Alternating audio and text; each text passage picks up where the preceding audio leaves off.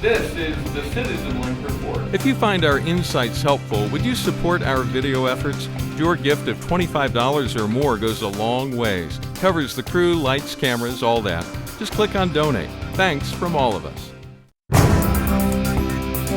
The president bypassed Congress. He issued an executive order that changes the language for federal contracts to include sexual orientation and gender identity. We'll ask the Alliance Defending Freedom how that will impact Christian colleges and organizations. This is the CitizenLink Report. Hi, I'm Stuart Shepard, and I had a very helpful conversation with Jeremy Tedesco via Skype. He's Senior Legal Counsel for the Alliance Defending Freedom. First, I asked him about the impact of the President's executive order.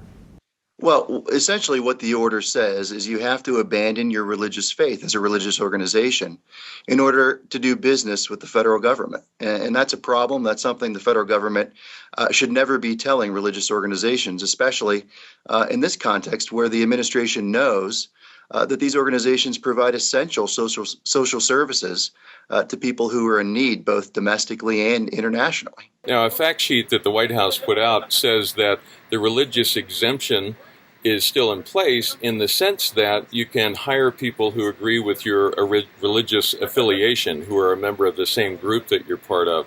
But it seems that it does not include anything beyond that, meaning if somebody comes in and says, yeah, sure, I'm a Southern Baptist, and my partner and I got married last year, what would actually happen in that situation? Well, I think that's part of the problem is we don't know. What the administration should have done when it acts in this kind of capacity is make sure that it provides broad protections explicitly in an executive order for religious organizations. So there's no question about what it means and what the implications are. You know, our concerns are that numerous religious leaders across a broad cross section of them, many from a liberal, many from a conservative persuasion, asked the administration to include explicit exemptions and protections for religious organizations in this executive order, and he failed to do so, and that has meaning. And what that's going to lead to is more lawsuits, right? Well, we certainly could. We would certainly have to watch how the administration enforces this executive order. Our concern, obviously, is that they will take actions that essentially punish religious organizations for practicing their faith. One of the most essential exercises of the religious freedom protected by our Constitution is the right of religious organizations to hire people who agree with their religious beliefs, who are on board with their religious mission fully and completely. And this executive order threatens that core religious freedom. As I've talked to people about this, one of the observations I've heard is from a Christian conservative point of view, we tend to think of this as having to deal with behavior. It's defined by behavior. Folks on the other side tend to look at this as, well, no, this is the identity of the person. Can those two ever meet? Is there any common ground between those two? Well, I think it's important for religious organizations to follow their beliefs when it comes to sexual morality and sexual behavior.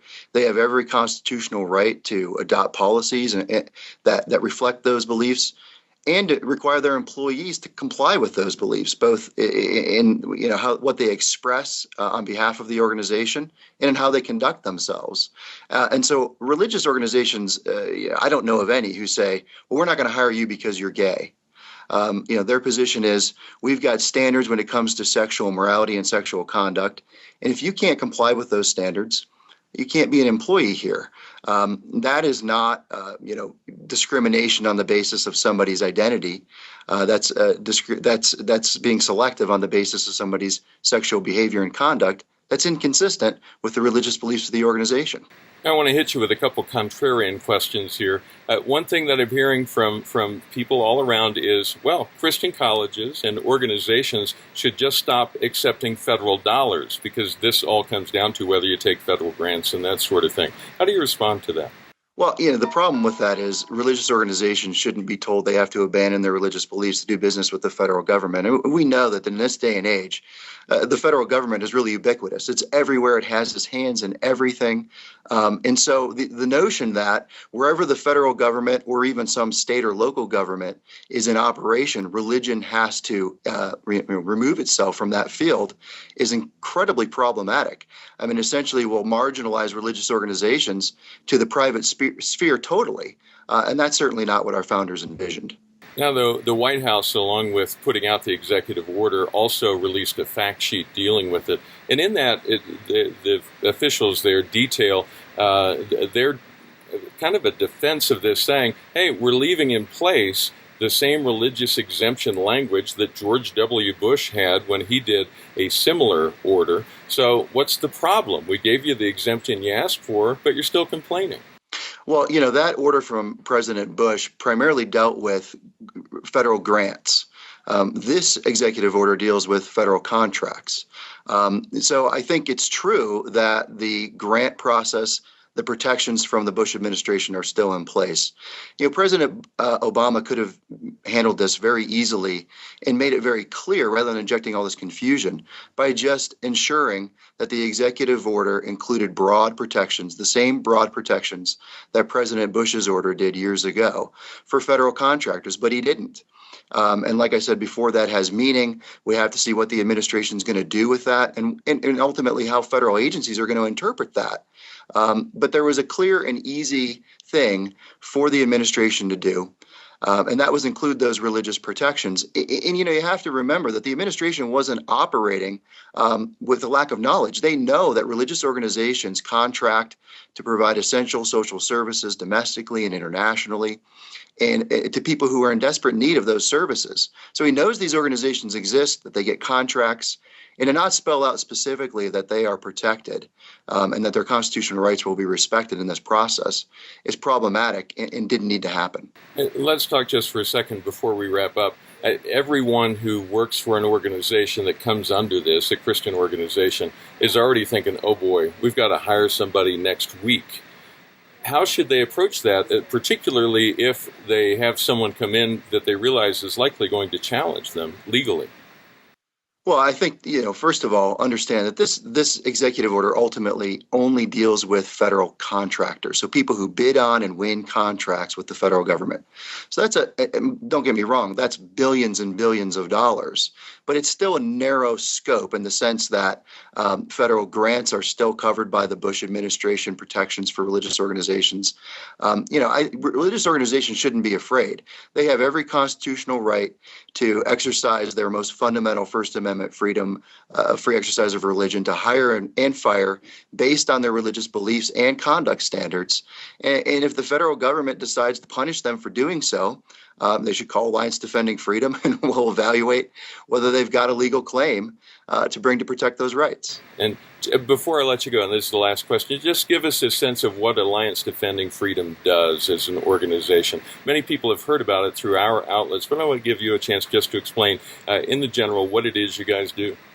Well, Alliance Defending Freedom is a legal organization that fights for religious liberty, life, and the sanctity of marriage. And we do that in the courts. We do that through strategy. We do that through training allied attorneys throughout the country. We really have a broad and diverse approach to trying to protect the core things that made America the great country that it is. And so we appreciate everyone's support as we attempt to protect our first liberty. And we are happy to work alongside you. Jeremy, thank you for making time for us today. We appreciate your insights. Thanks, Stuart.